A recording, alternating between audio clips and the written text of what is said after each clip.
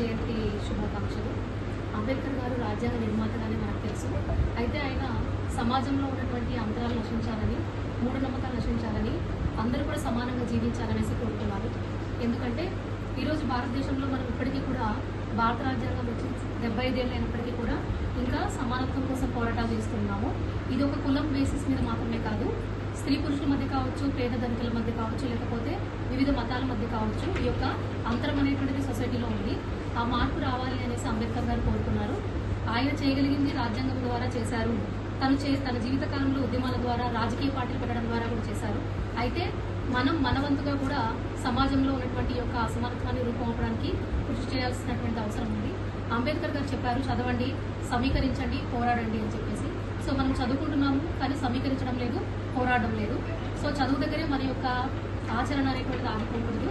Organise చేయాలి, అలాగే struggle చేయాలి. అప్పుడు మాత్రమే అంబేద్కర్ గారికి నిజమైనటువంటి నివాళి ఇచ్చినట్టు అవుతుంది. ఈ యొక్క అవకాశాన్ని ఇచ్చినటువంటి ప్రిన్సిపాల్ గారికి నా యొక్క ధన్యవాదాలు.